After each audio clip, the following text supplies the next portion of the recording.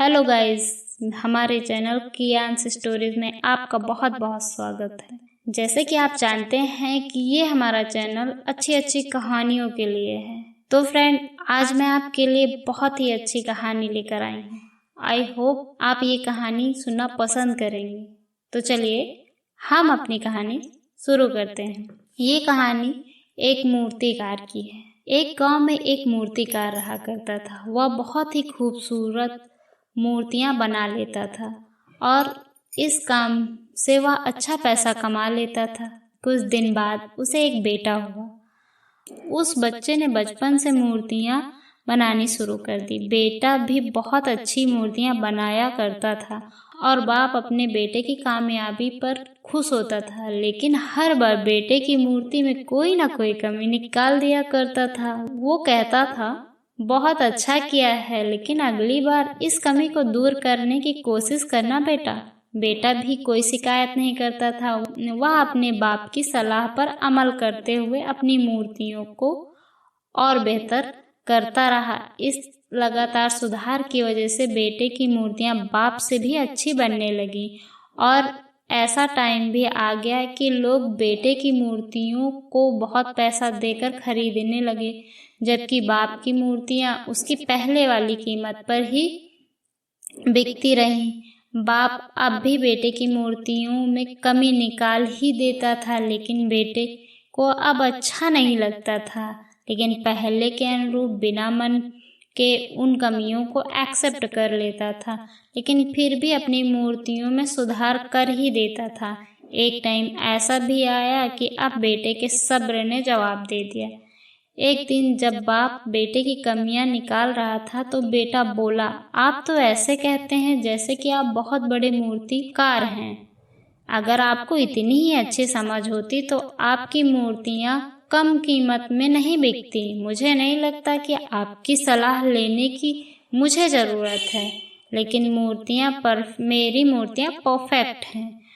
बाप ने बेटे की बात सुनी। उसने बेटे को सलाह देना और उसकी मूर्तियों में कमियां निकालना बंद कर दिया।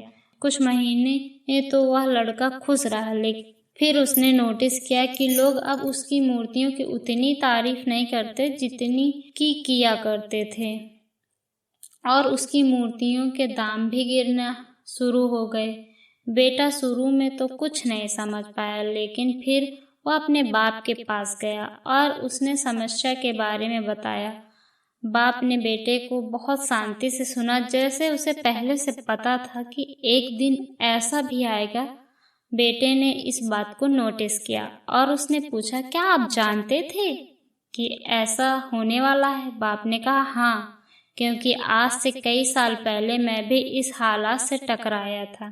बेटे ने सवाल किया, तो फिर आपने मुझे समझाया क्यों नहीं? बाप ने जवाब दिया, क्योंकि तुम समझना ही नहीं चाहते थे। मैं जानता हूँ कि तुम्हारी जितनी अच्छी मूर्तियाँ मैं नहीं बनाता। यह भी हो सकता है कि मूर्तियों के बारे में मेरी सलाह गलत भी हो, और ऐसा भी नहीं है कि मेरे सलाह की वजह से कभी तुम्हारी मूर्ति बेहतर बनी हो। लेकिन जब मैं तुम्हारी मूर्तियों में कमियां दिखाता था तब तुम अपनी बनाई मूर्तियों से सर्टिफाइड नहीं होते थे। तुम खुद को बेहतर बनाने की कोशिश करते थे और वही बेहतर होने की कोशिश तुम्हारी कामयाबी का कारण थी। लेकिन जिस दिन तुम अपने काम से सर्टिफाइड हो गए और तुमने यह भी मान लिया कि अब इसमें और बेहतर होने की गुंजाइश ही नहीं है, तुम्हारी ग्रोथ वहीं पर बंद हो गई। लोग हमेशा तुमसे बेहतर की उम्मीद करते हैं और यही कारण है कि अब तुम्हारी मूर्तियों के लिए तुम्हारी तारीफ नहीं होती है, ना ही उनके लिए तुम्हें ज़्यादा पैसे मिलते हैं। बेटा थोड़ी देर चुप रहा, फिर उसने सवाल किया, तो अब मुझे क्या करना चाहिए? बाप ने एक लाइन में जवाब दिया, अनसर्टिफाइड होना सीख लो। मान लो कि तुम्हें हमेशा बेहतर होने की गुंजाइश बाकी है। यही एक बात है तुम्हें हमेशा याद रखनी होगी और यह बात हमेशा तुम्हें आगे बढ़ने में मदद करेगी, तुम्हें हमेशा बेहतर बनाने में मदद करेगी। सो फ्रेंड, मैं आपसे उम्मीद करती हूँ कि आपको मेरी ये कहानी बहुत पसंद आई होगी।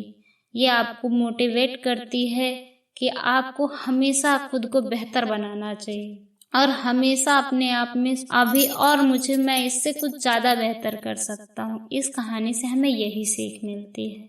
सो फ्रेंड, मेरी स्टोरी अगर आपको पसंद आई हो तो आप मेरे चैनल को सब्सक्राइब कीजिएगा और मेरे वीडियो को लाइक कीजिएगा। Bye bye.